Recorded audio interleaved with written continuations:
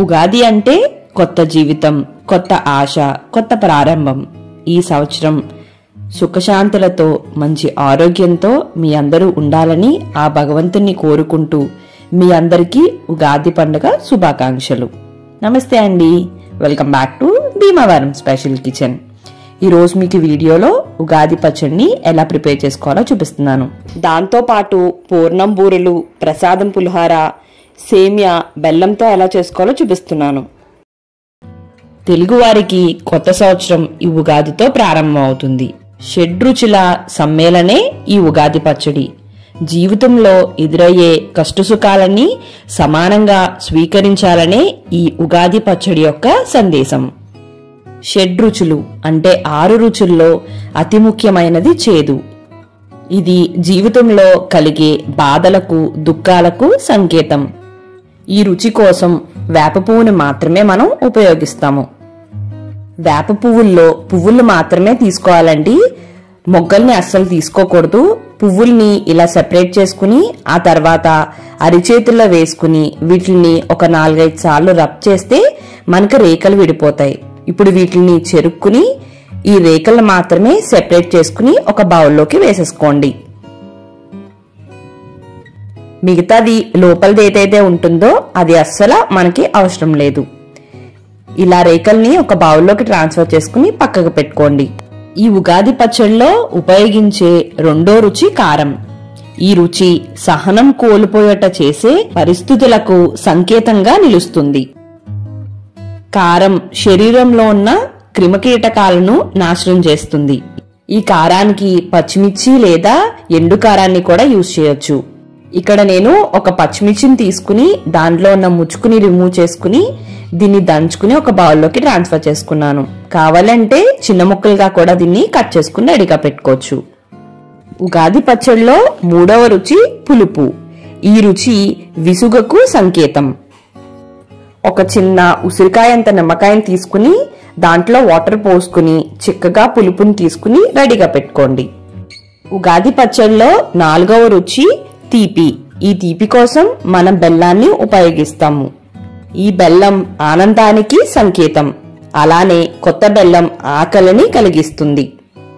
ఈ సైజులో ఉన్న బెల్లాన్ని తీసుకుని దీన్ని మెత్తగా తురుముకుని రెడీగా పెట్టుకోండి. ఉగాది పచ్చడిలో 5వ రుచి వగరు. ఈ వగరు బాగా చిన్నగా ఉన్న మామిడికాయ, అంటే పచ్చిగా కూడా కాదండి, పీపి మామిడికాయ అంటారు.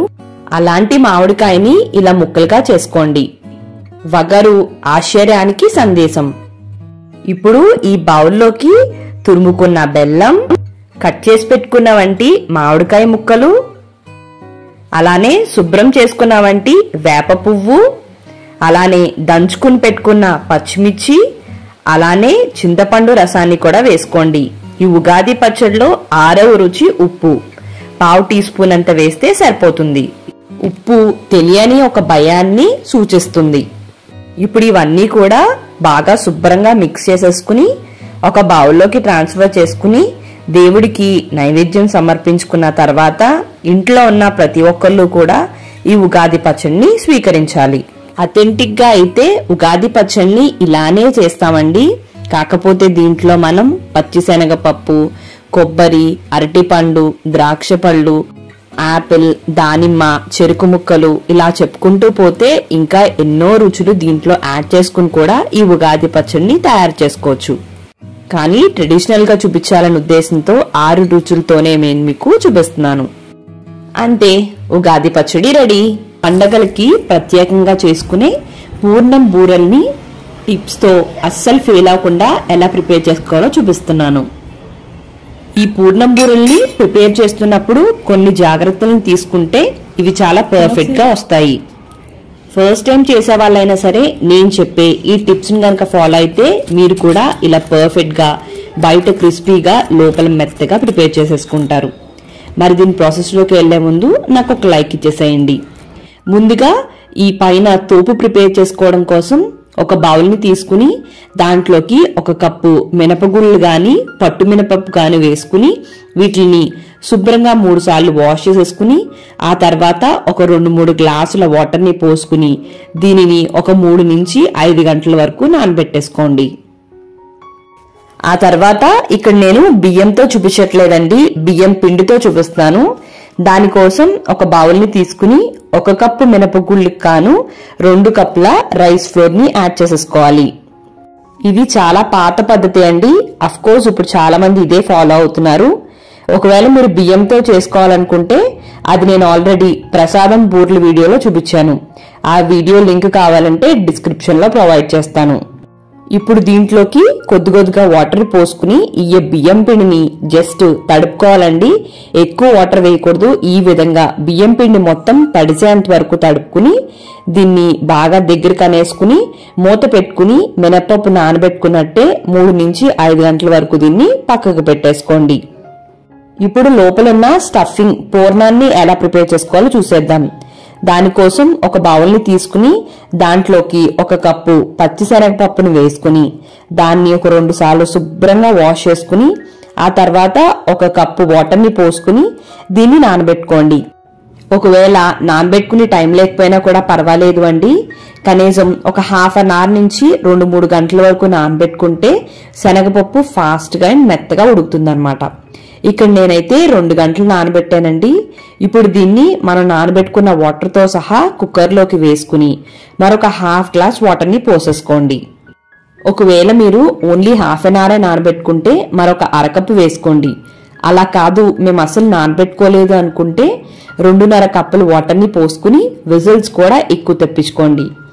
నేను ఇక్కడ 2 గంటలు నానబెట్టుకున్నాను కాబట్టి ఒక 5 విజిల్స్ వేయించుకున్నానండి. అదే అరగంట అయితే 7 విజిల్స్. అసలు నానబెట్టుకోకపోతే ఒక 8-9 విజిల్స్ వేయించుకున్నారనుకోండి ఇలా మెత్తగా కుక్ అయిపోతుంది. ఇప్పుడు కుక్కర్ వేపర్ అంతా పోయి మనం వేపర్ తీసుకున్న తర్వాత ఇలా మెత్తగా కుక్ అవుతుందండి. అండ్ ఇక్కడ వాటర్ కూడా ఎంతో లేదు. అండ్ ఈ వాటర్ అయితే నేను రిమూవ్ చేయట్లేదు. ఎక్కువ ఉంటే రిమూవ్ చేయండి. బట్ వాటర్ ని ఇలా శనగపప్పులో ఉంచేస్తేనే ఆ ఫ్లేవర్ అంతా కూడా బయటికి వెళ్లకుండా ఉంటుంది. ఇప్పుడు పప్పు గుత్తి తీసుకుని దాన్ని మరింత మెత్తగా చేసేసుకోండి. అక్కడక్కడ పలుకుగా ఉన్నా కూడా పర్వాలేదండి. ఇలా పప్పు గుత్తితోనే చేసుకోండి. మిక్సీలో వేసింది అంత టేస్ట్ రాదు. సో చూసారా కదా, ఈ విధంగా దీన్ని మెత్తగా మెదిపేసుకోవాలి. ఇప్పుడు దీంట్లోకి 1 కప్పు బెల్లాన్ని వేసేసుకోండి. అలానే దీంట్లోకి 1 కప్పు పచ్చి కొబ్బరి తురుమును కూడా వేసేసుకోండి. ఇక్కడ నేను మిక్సీలోనే గ్రైండ్ చేశానండి. పైటున్న బ్రౌన్ పార్ట్ అంతా తీసేస్తే ఇలా తురుముకున్న దానిలాగా చక్కగా వచ్చేస్తుంది అన్నమాట. ఇప్పుడు ఈ 3 కూడా బాగా కలిసేంత వరకు కలిపేసుకుని ఇప్పుడు స్టవ్ ని ఆన్ చేసుకుని ఈ కుక్కర్ ని స్టవ్ మీదకి పెట్టుకుని సిమ్ లో మాత్రమే పెట్టుకుని ఇది దగ్గర పడేంత వరకు కూడా కుక్ చేసేసుకోండి. సో చూసారు కదండి, కన్సిస్టెన్సీ ఇలా ఉంటే చాలు. మనం కొద్దిగా తీసుకుని దాన్ని ఉండ చేస్తే ఉండ అయిపోతుంది అన్నమాట. మరీ గట్టిగా వరకు ఉంచేస్తే అది చల్లారిన తర్వాత ఇంకాస్త గట్టి పడిపోతుంది. సో ఈ కన్సిస్టెన్సీ వచ్చిన వెంటనే దీంట్లోకి ఒక 2-3 టేబుల్ స్పూన్ల నెయ్యిని యాడ్ చేసేసుకోండి. ఒకసారి ఇదంతా కలిసేలాగా బాగా కలిపేసుకుని దీంట్లోకి ఒక 1/2 టీ స్పూన్ యాలకుల పొడి కూడా వేసేసుకుని మరొకసారి బాగా మిక్స్ చేసేసుకుని దీన్ని పక్కకి తీసేసుకుని మీ దగ్గర ఒకవేళ టైం లేకపోతే ఒక ప్లేట్లోకి ట్రాన్స్ఫర్ చేసేసుకున్నారంటే ఇది ఈజీగా చల్లారిపోతుంది అన్నమాట. నెయ్యి ఎక్కువ వేయడం వల్ల ఈ లోపలున్న స్టఫింగ్ చాలా టేస్టీగా ఉంటుందండి. అలానే మీకు కావాలనుకుంటే వేయించుకున్న డ్రై ఫ్రూట్స్ ని కూడా వేసేసుకుని ఒకసారి కలిపేసుకుని ఇదంతా కూడా పూర్తిగా చల్లారబెట్టుకోండి. ఇదంతా ఇలా పూర్తిగా చల్లారిన తర్వాత కొద్దిగా తీసుకుని వీటిని ఉండల్లాగా తయారు చేసేసుకోండి. ఆల్రెడీ దీంట్లో చాలా నెయ్యి ఉంది కాబట్టి నేను హ్యాండ్కి అంత ఎక్కువ అప్లై చేయలేదు అండి. మరీ చేతికి అంటుకుపోతుంది అనిపిస్తే కొద్దిగా నెయ్యిని హ్యాండ్కి అప్లై చేసుకుంటూ వీటిని ఇలా ఉండల్లాగా చేసుకుని పక్కకు పెట్టేసుకోండి. ఇప్పుడు తోపు ప్రిపేర్ చేసుకోవడం కోసం ముందుగా నానబెట్టుకున్న మినపప్పు చూసారు కదండి, చాలా బాగా నానిపోయింది. ఇక్కడ నేను 4 గంటల తర్వాత తీసుకున్నాను. మరొకసారి శుభ్రంగా కడిగేసుకుని దీన్ని గ్రైండర్లో గాని లేదంటే రోట్లో గాని వేసుకుని గ్రైండ్ చేసేసుకోండి. ఎక్కువ వాటర్ వేయొద్దండి. జస్ట్ గారెల పిండి కన్నా కొద్దిగా లూజ్గా ఉంటే సరిపోతుంది. అంటే ఈ విధంగా ఉంటే సరిపోతుంది అన్నమాట.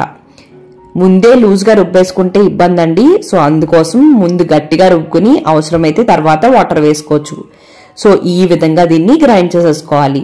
ఇప్పుడు దీంట్లోకి మనం మినపప్పుతో పాటు తడిపెట్టుకున్న బియ్యం పిండి ఏదైతే ఉందో అదంతా కూడా ఈ మినపిండిలోకి యాడ్ చేసేసుకోండి. అలానే దీంట్లోకి 1 టీ స్పూన్ సాల్ట్ వేసుకోండి. అండ్ అలానే బూరి మంచి కలర్ రావడం కోసం ఒక 1/2 స్పూన్ పంచదారని కూడా వేసుకుని ముందు అసలు వాటర్ ఏమీ వేయకుండా దీన్ని ఒకసారి బాగా కలిపేసుకోండి.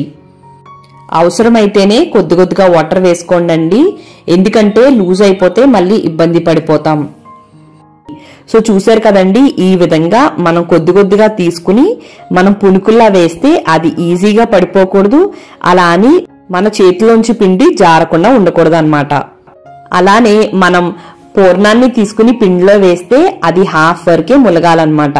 పూర్తిగా ములిగిపోతే పిండి చాలా లూజ్ అయిపోయినట్టు అర్థం. పైన ఏదైతే ములగదో దానిపైన పిండి వేసేసుకుని 2 వేలుతో కూడా ఈ పూర్ణాన్ని పిండిలోంచి తీసుకుని మనం బటన్ వేలుతో ఆయిల్లోకి వేసుకోవాలి.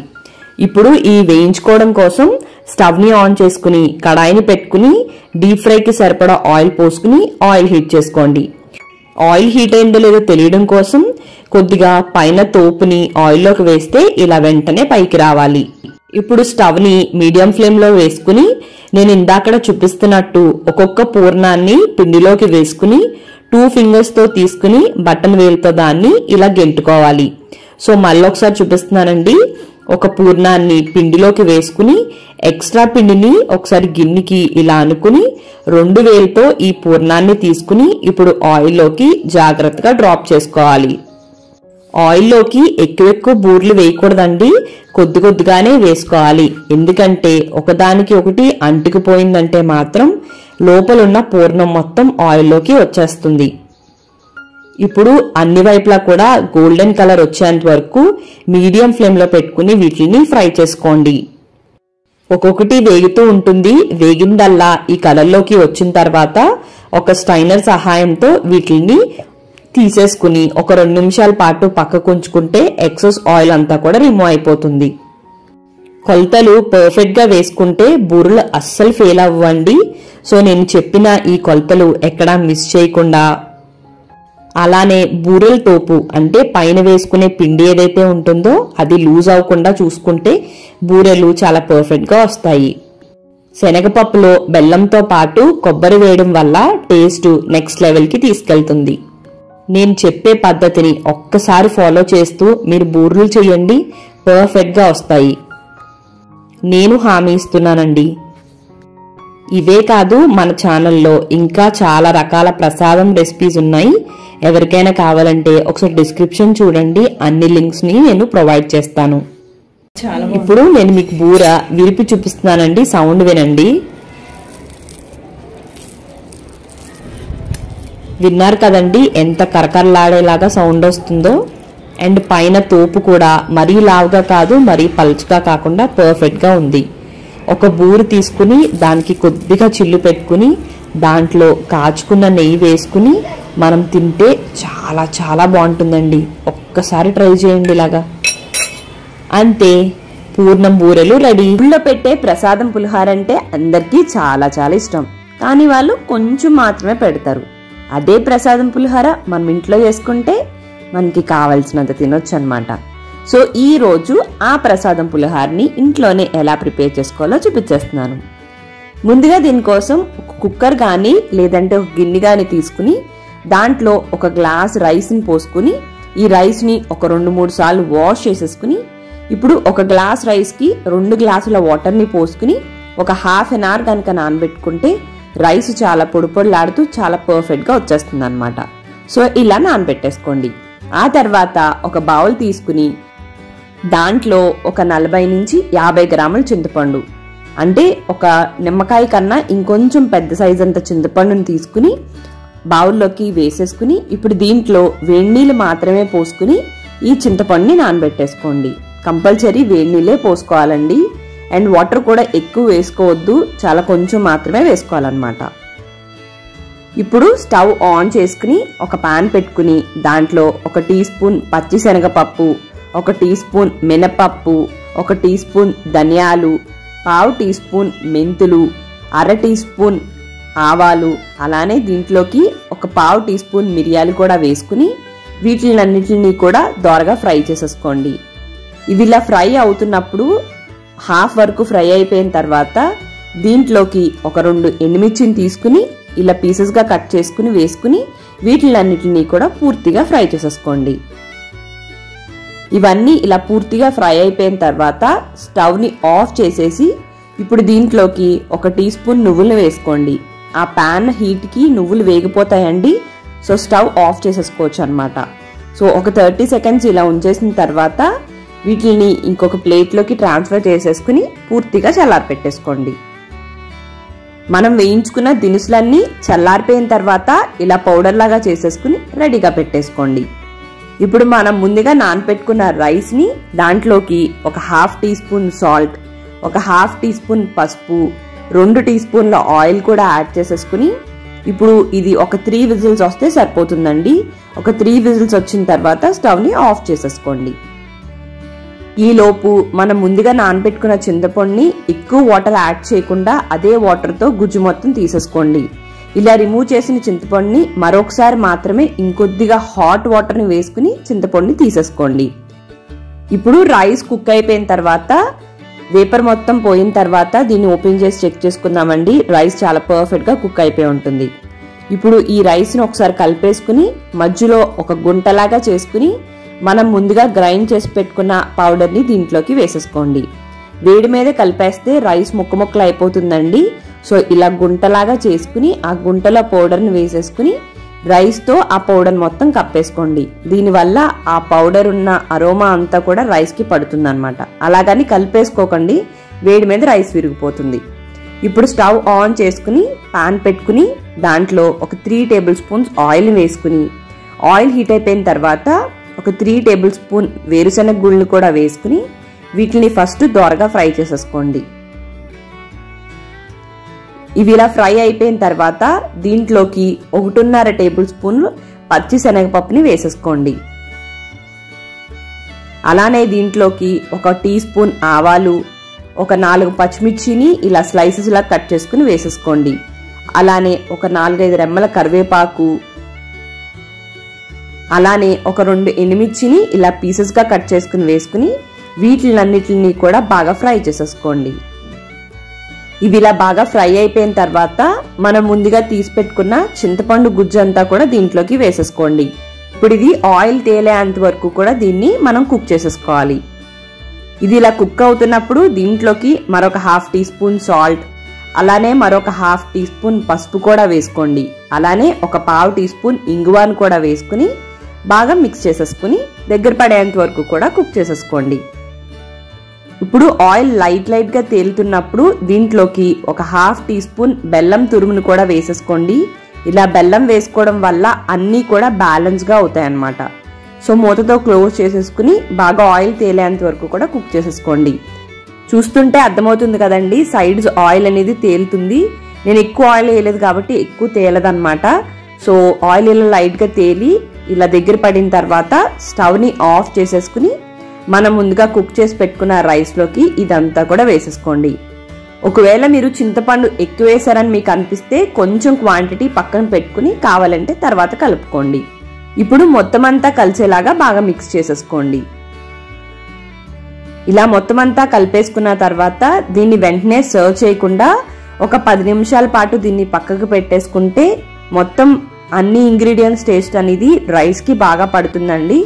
సో కంపల్సరీ ఒక 10 నిమిషాలు పక్కకు పెట్టిన తర్వాతే మనం సాల్ట్ అండ్ పులుపు అంతా కూడా చెక్ చేసుకోవాలన్నమాట. సో ఒక 10 నిమిషాల తర్వాత దీన్ని తీసుకుని మరొకసారి బాగా కలిపేసుకుని నైవేద్యం సమర్పించేసుకోండి. అంతే, ప్రసాదం పులిహార రెడీ. సేమియా పాయసాన్ని బెల్లంతో ఎలా ప్రిపేర్ చేసుకోవాలో చూపిస్తున్నాను. యూజువల్గా చాలా మందికి పాలు అండ్ బెల్లం కాంబినేషన్తో చేసినప్పుడు పాలు విరిగిపోతూ ఉంటాయి. అండ్ సేమియా పాయసం చేసినప్పుడు కూడా చాలా మందికి పాయసం చల్లారిపోయిన తర్వాత పాలు చిక్కబడిపోతూ ఉంటాయి. అలా కాకుండా ఈ వీడియోలో నేను చెప్పే టిప్స్ అండ్ ప్రాసెస్ని ఫాలో అయితే మీకు అలా కాకుండా పర్ఫెక్ట్గా వస్తుంది. ఇక్కడ నేను ఈ కప్తో సేమియా తీసుకున్నానండి. సో అన్నీ కూడా ఒకే కప్తో మెజర్ చేసుకోవాలి. ముందుగా ఒక బౌల్ తీసుకుని మనం ఏ కప్తో అయితే సేమియాని తీసుకున్నామో అదే కప్తో 4 కప్పుల చిక్కటి పచ్చిపాలను తీసుకోవాలి. ఇప్పుడు దీంట్లోకి 2 కప్పుల వాటర్ని పోసుకుని వీటిని సిమ్లో పెట్టుకుని బాగా మరిగించుకోవాలి. అదే గనక మీరు మరిగించిన పాలను తీసుకుంటే మరొక పంగు రానివ్వండి. ఇలా ఒక స్టవ్ మీద ఇలా పాలు మరుగుతుండగా ప్యారలల్ గా ఇంకొక స్టవ్ ని ఆన్ చేసుకుని ఒక పాన్ పెట్టుకుని దాంట్లో ఒక 2 స్పూన్ల నెయ్యిని వేసుకుని ఈ నెయ్యి వేడెక్కిన తర్వాత దీంట్లోకి మీకు నచ్చిన డ్రై ఫ్రూట్స్ ని వేయించేసుకోండి. ఒకవేళ మీరు తీసుకున్న పాలు గనక చిక్కగా లేకపోతే 6 కప్పులు కూడా పాలనే తీసుకుని వాటిని మరిగించుకోండి. ఇప్పుడు ఈ డ్రై ఫ్రూట్స్ ఇలా లైట్ కలర్లోకి వేగిన తర్వాత కిస్మిస్ని కూడా వేసుకుని ఇది కూడా 1 నిమిషం పాటు వేయించేసుకోండి. డ్రై ఫ్రూట్స్ ఇలా బాగా వేగిపోయిన తర్వాత వీటిని ఒక బౌల్లోకి ట్రాన్స్ఫర్ చేసుకుని పక్కకు పెట్టేసుకోండి. ఇప్పుడు ఇదే ప్యాన్లో 1 కప్పు సేమియాని వేసుకుని దీన్ని వేయించుకోవాలి. ఇక్కడ నేను ఆల్రెడీ ఫ్రైడ్ సేమియా తీసుకున్నాను కాబట్టి ఇది 1 నిమిషం వేగితే సరిపోతుందండి. అదే గనక మీరు నార్మల్గా వైట్ సేమియాని తీసుకుంటే గనక అది కొంచెం ఇలా గోల్డెన్ కలర్ వచ్చేంత వరకు కూడా సిమ్లో పెట్టుకుని వేయించుకోండి. ఇది ఇలా వేగిపోయిన తర్వాత దీంట్లోకి మనం ముందుగా కాచి పెట్టుకున్న పాలన్నీ కూడా వేసేసుకోండి. స్లోగా వేసుకోండి, ఎందుకంటే పాన్ హీట్గా ఉంటుంది కాబట్టి. కావాలి అనుకుంటే ఈ సేమియానే పాలున్న గిన్నెలోకి ట్రాన్స్ఫర్ చేసుకుని కూడా కుక్ చేసేసుకోవచ్చు. పాలన్నీ వేసేసుకున్న తర్వాత మీడియం ఫ్లేమ్లో పెట్టుకుని సేమియాని కుక్ చేసుకోండి. సేమియా కుక్ అవడానికి ఎక్కువ టైం ఏం పట్టదండి, చాలా తక్కువ సమయంలోనే సేమియా కుక్ అయిపోతుంది. ఒకసారి బాగా కలిపేసుకుని మీడియం ఫ్లేమ్లో పెట్టుకుని కుక్ చేసేసుకోండి. మధ్యలో ఇలా మేగడ కడుతుండగా ఆ మేగడను కూడా పాలలోకి కలిపేసుకుంటూ సేమియా బాగా కుక్ చేసేసుకోండి. మనం ఇలా సేమియాని తీసుకుని ఇలా విరగొట్టడానికి ట్రై చేస్తే అది విరిగి కొంచెం మెత్తగా అయితే సరిపోతుందండి, సేమియా కుక్ అయిపోయినట్టు. ఇప్పుడు దీంట్లోకి ఒక 1/2 టీ స్పూన్ యాలకుల పొడి, అలానే మనం ముందుగా వేయించి పెట్టుకున్న డ్రై ఫ్రూట్స్ని, కావాలనుకుంటే మరొక స్పూన్ నెయ్యి కూడా వేసుకుని స్టవ్ని ఆఫ్ చేసేసుకుని ఈ ప్యాన్ని పక్కకు తీసేసుకోండి. మనం 1 కప్పు సేమియాని తీసుకున్నాం కాబట్టి 1 కప్పు బెల్లాన్ని వేసుకోండి. తురుముకుని బెల్లాన్ని తీసుకోండి, సో కరగడానికి ఫాస్ట్గా అవుతుందన్నమాట. ఇప్పుడు గరిటెతో అస్సలు కదపొద్దండి, అలా అని గిన్నెని కానీ ప్యాన్ని కానీ కూడా అస్సలు అటు ఇటు కదపొద్దు. బెల్లం వేసిన తర్వాత అలా వదిలేసి మూత పెట్టి ఒక 5 నిమిషాలు ఉంచేసేసేయండి. దానివల్ల అస్సలు పాలనేవి విరిగిపోకుండా ఉంటాయి. ఇప్పుడు ఒక 5 నిమిషాలు అయిపోయిన తర్వాత మూత తీసుకుని ఇప్పుడు గరిటెతో బెల్లం అంతా కూడా పాలల్లోకి కలిసేలాగా బాగా కలిపేసుకోండి. నేను ఇక్కడ చూపించిన కొలతలు మీరు కనుక ఫాలో అయితే చల్లారిపోయిన తర్వాత కూడా పాలనేవి చిక్కపడకుండా ఉంటాయన్నమాట. ఇప్పుడు ఒక బౌల్లోకి ట్రాన్స్ఫర్ చేసేసుకుని సర్వ్ చేసేసుకోండి. అంతే, సేమియా పాయసం బెల్లంతో రెడీ. మరి మీకు ఈ వీడియో నచ్చినట్టయితే లైక్ చేయండి, కామెంట్ చేయండి, మీ ఫ్రెండ్స్కి, రిలేటివ్స్కి అందరికీ షేర్ చేయండి. మీరు నా ఛానల్ని ఫస్ట్ టైం చూస్తున్నట్టయితే సబ్స్క్రైబ్ చేయండి. థ్యాంక్ యూ అండి. మరి మళ్ళీ వీడియోలో కలుద్దాం.